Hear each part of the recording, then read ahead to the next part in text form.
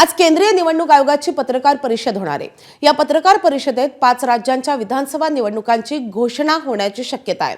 आसाम, पश्चिम बंगाल, केरळ, तमिळनाडू, पुदुच्चेरी या राज्यांमधील विधानसभा निवडणुकीचं बिगुल आज वाजू शकतं, तर महाराष्ट्रातील बारामती आणि राहुरी या पोटनिवडणुकीचीही घोषणा आज होण्याची शक्यता आहे।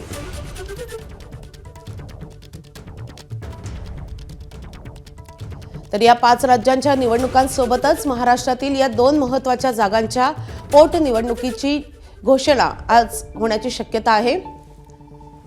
अजित पवार आणि शिवाजीराव कर्डिले यांच्या निधनामुळे या 2 जागा रिक्त झालेल्या होत्या आणि त्यामुळे आता या 2 जागांवर आता पोटनिवडणुकीची घोषणा निवडणूक आयोग करू शकतो।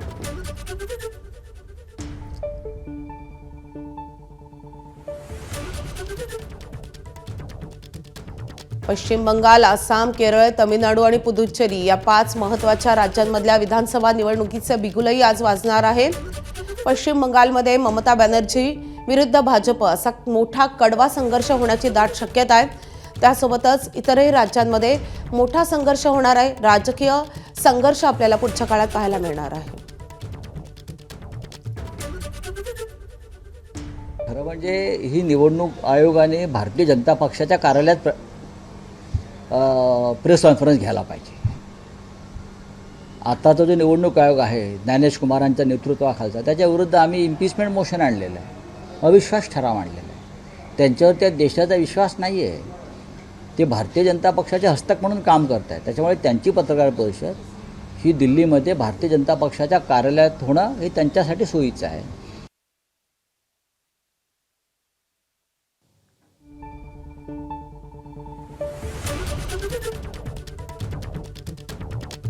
तर निवडणूक आयुक्त ज्ञानेश कुमार यांच्यावर देशाचा विश्वास नाही आणि त्यामुळे निवडणूक आयोगानं भाजपच्या कार्यालयात जाऊन आजची ही पत्रकार परिषद घ्यावी अशी टीका संजय राऊतांनी केली आहे।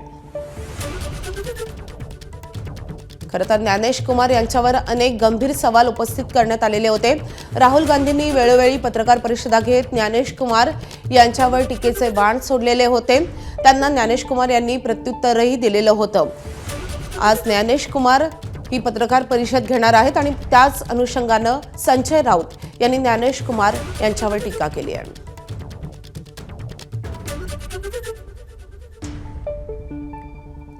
दिल्लीहून आमचे प्रतिनिधी अंकित गुप्ता यांच्याकडून या पत्रकार परिषदेसंदर्भात अधिक माहिती आपण जाणून घेऊयात। 5 राज्यांच्या निवडणुकीची आज घोषणा होणार आहे। या निवडणुकीमध्ये एसआयआरचा मुद्दा किती चर्चेत राहणार आहे आणि त्यासोबतच अंकित तुमच्याकडून जाणून घ्यायचंय, मुख्य निवडणूक आयुक्तांवर विरोधकांकडून महाभियोग आणण्याची तयारी सुरू आहे, त्याचाही या निवडणुकीमध्ये काही परिणाम होईल का?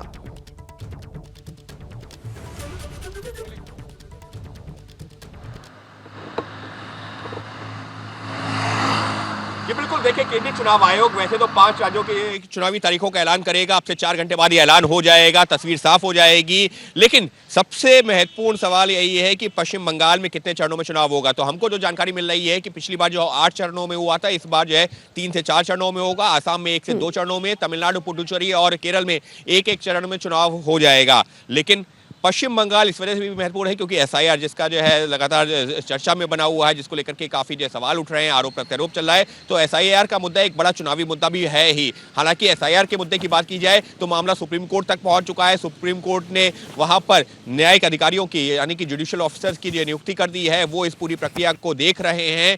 जो ममता बनर्जी सरकार लगातार कह रही है कि बीजेपी साजिश कर रही है, चुनाव आयोग साजिश कर रहा है लाखों लोगों के मतदाताओं के नाम हटाने की, तो अब क्योंकि मामला सुप्रीम कोर्ट द्वारा नियुक्त जो जुडिशियल ऑफिसर्स है उनकी निगरानी में हो रहा है, लिहाजा अब काफी हद तक उन जो है आरोपों को एक तरह से वो जवाब मिल जाएगा। लेकिन यकीन मानिए ये एक बड़ा चुनावी मुद्दा तो बनेगा ही। और इस सबके बीच में जो मुख्य चुनाव आयुक्त ज्ञानेश कुमार के खिलाफ टीएमसी की तरफ से जो उनको हटाने के लिए जो लोकसभा और राज्यसभा में प्रस्ताव दिया गया है, वो भी एक महत्वपूर्ण मुद्दा है। चुनाव आयोग के खिलाफ एक तरह से टीएमसी बताने की कोशिश करेगी कि देखिए इन्होंने जो है सही तरीके से प्रक्रिया का पालन नहीं किया, बीजेपी को फायदा पहुंचाने की कोशिश की है, इस वजह से हम लोकसभा और राज्यसभा में इनके खिलाफ जो है मोशन भी लेकर के आए हैं इनको हटाने का। तो एक तरह से पॉलिटिकल नैरेटिव बनाने की कोशिश होगी कि एसआईआर के नाम पर किस तरह से धोखाधड़ी हुई है। ये टीएमसी का जो नैरेटिव है जिसको लेकर के वो चुनावी मैदान में भी जाएंगे। तो निश्चित तौर पर पश्चिम बंगाल में ये एक बड़ा जो चुनावी मुद्दा जरूर बनेगा और इस वजह से अभी जब जो चुनाव आयोग इन चुनावों की तारीखों का ऐलान करेगा, इसके बाद में घटनाक्रम आपको और ज्यादा तेज होता हुआ नजर आएगा। जी अंकित, आज महाराष्ट्रातील पोटनिवडणुकीचीही घोषणा होण्याची शक्यता आहे का? जी बिल्कुल, देखिए जब चुनाव आयोग 5 राज्यों की चुनावी तारीखों का ऐलान करेगा तो आधिकारिक तौर पर तो यही जानकारी आई है कि 5 राज्यों की विधानसभा चुनावों की तारीखों का ऐलान होगा, लेकिन काफी हद तक मुमकिन है कि महाराष्ट्र की जो 2 विधानसभा सीटों पर उपचुनाव होना है उनकी तारीखों का ऐलान भी किया जा सकता है। हालांकि अभी तक आधिकारिक तौर पर ऐसी जानकारी नहीं आई है, लेकिन क्योंकि बारामती की सीट जो अजीत पवार की डेथ के बाद में जो खाली हुई है, उसके अलावा एक और जो दूसरी सीट है, तो यहाँ पर जो चुनाव सीट तो खाली हुई है और चुनाव आयोग को उन पर चुनाव तो करवाना ही है। तो ऐसे में क्या आज शाम को ही 4 बजे जब चुनाव आयोग चुनावी तारीखों का ऐलान करेगा 5 राज्यों की विधानसभा सीटों के लिए, क्या इन 2 सीटों पे भी विधानसभा सीटों पर उपचुनाव होगा, वो भी देखना होगा। हालांकि इसको लेकर के जानकारी जरूर आ रही है कि मुमकिन है कि चुनाव आयोग ऐलान करे, लेकिन क्या आज करेगा या आने वाले कुछ दिनों में इसको लेकर के अलग नोटिफिकेशन जारी किया जाएगा, वो भी देखना होगा। नक्कीच या पत्रकार परिषदेकडे आपलं लक्ष असेलच। अंकित, धन्यवाद या सगळ्या सविस्तर माहितीसाठी।